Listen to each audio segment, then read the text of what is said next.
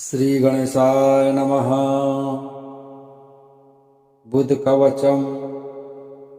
अस्य श्री बुधकवच स्तोत्रमन्त्रस्य कस्य ऋषिः अनुष्टुप् छन्दः बुधो देवता बुधप्रीत्यर्थं जपे विनियोगः।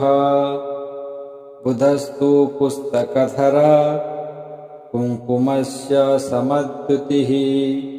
पीताम्बरधरः पातु पीतमाल्यानुलेपनः।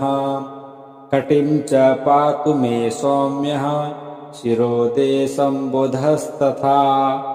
नेत्रे ज्ञानमयः पातु श्रोत्रे पातु निशाप्रियः।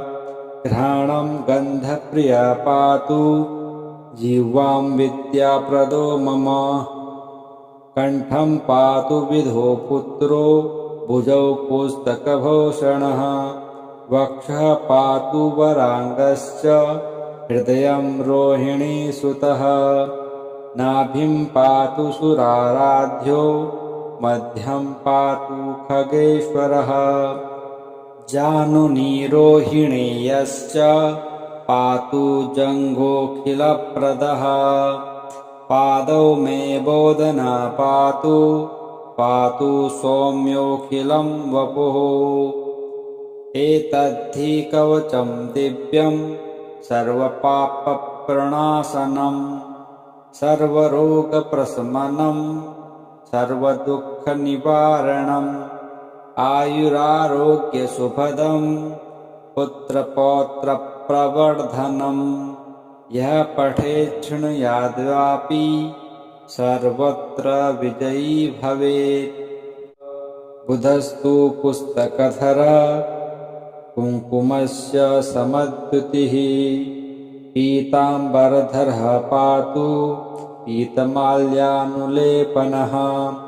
कटिं च पातु मे सौम्यः शिरोदेशं बुधस्तथा। नेत्रे ज्ञानमयः पातु श्रोत्रे पातु निशाप्रियः। घ्राणं गन्धप्रियः पातु जिह्वां विद्याप्रदो मम। कण्ठं पातु विधो पुत्रो भुजौ पुस्तकभूषणः। वक्षः पातु वराङ्गश्च हृदयं रोहिणीसुतः। नाभिं पातु सुराराध्यो मध्यं पातु खगेश्वरः। जानुनी रोहिणेयश्च पातु जङ्घोऽखिलप्रदः। पादौ मे बोधना पातु पातु सौम्योऽखिलं वपुः। एतद्धि कवचं दिव्यं सर्वपापप्रणाशनं सर्वरोगप्रशमनं सर्वदुःखनिवारणम्। आयुरारोग्यसुखदं पुत्रपौत्रप्रवर्धनम्। यः पठेत् शृणुयाद्वापि सर्वत्र विजयी भवेत्। बुधस्तु पुस्तकधरः कुङ्कुमस्य समद्युतिः। पीताम्बरधरः पातु पीतमाल्यानुलेपनः। कटिं च पातु मे सौम्यः शिरोदेशं बुधस्तथा। नेत्रे ज्ञानमयः पातु श्रोत्रे पातु निशाप्रियः। घ्राणं गन्धप्रियः पातु जिह्वां विद्याप्रदो मम। कण्ठं पातु विधो पुत्रो भुजौ पुस्तकभूषणः। वक्षः पातु वराङ्गश्च हृदयं रोहिणीसुतः। नाभिं पातु सुराराध्यो मध्यं पातु खगेश्वरः। जानुनी रोहिणेयश्च पातु जङ्घोऽखिलप्रदः। पादौ मे बोधना पातु पातु सौम्योऽखिलं वपुः। एतद्धि कवचं दिव्यं सर्वपापप्रणाशनं सर्वरोगप्रशमनं सर्वदुःखनिवारणम्। आयुरारोग्यसुखदम् पुत्रपौत्रप्रवर्धनम् यः पठेत् शृणुयाद्वापि सर्वत्र विजयी भवेत्। बुधस्तु पुस्तकधरः कुङ्कुमस्य समद्युतिः पीताम्बरधरः पातु पीतमाल्यानुलेपनः कटिं च पातु मे सौम्यः शिरोदेशं बुधस्तथा नेत्रे ज्ञानमयः पातु श्रोत्रे पातु निशाप्रियः घ्राणं गन्धप्रियः पातु जिह्वां विद्याप्रदो मम कण्ठं पातु विधो पुत्रो भुजौ पुस्तकभूषणः वक्षः पातु वराङ्गश्च हृदयं रोहिणीसुतः नाभिं पातु सुराराध्यो मध्यं पातु खगेश्वरः जानुनीरोहिणेयश्च पातु जङ्घोऽखिलप्रदः पादौ मे बोधना पातु पातु सौम्योऽखिलं वपुः एतद्धि कवचं दिव्यं सर्वपापप्रणाशनं सर्वरोगप्रशमनं सर्वदुःखनिवारणम् आयुरारोग्यसुखदम् पुत्रपौत्रप्रवर्धनम् यः पठेत् शृणुयाद्वापि सर्वत्र विजयी भवेत्।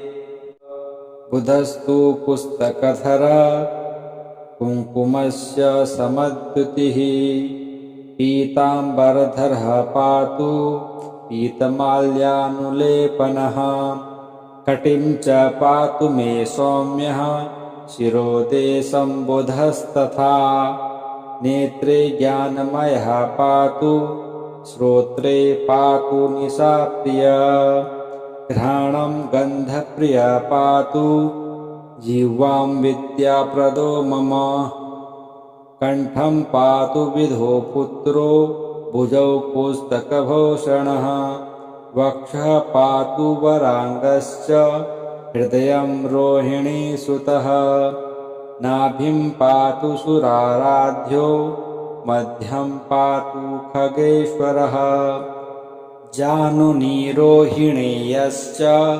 पातु जङ्घोऽखिलप्रदः पादौ मे बोधना पातु पातु सौम्योऽखिलं वपुः एतद्धि कवचं दिव्यं सर्वपापप्रणाशनं सर्वरोगप्रशमनं सर्वदुःखनिवारणम् आयुरारोग्यसुखदम् पुत्रपौत्रप्रवर्धनम् यः पठेत् शृणुयाद्वापि सर्वत्र विजयी भवेत्।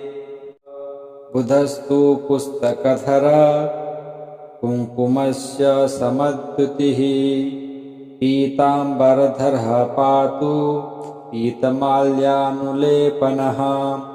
कटिं च पातु मे सौम्यः शिरोदेशं बुधस्तथा नेत्रे ज्ञानमयः पातु श्रोत्रे पातु निशाप्रियः घ्राणं गन्धप्रियः पातु जिह्वां विद्याप्रदो मम कण्ठं पातु विधो पुत्रो भुजौ पुस्तकभूषणः वक्षः पातु वराङ्गश्च हृदयं रोहिणीसुतः नाभिं पातु सुराराध्यो मध्यं पातु खगेश्वरः जानुनीरोहिणेयश्च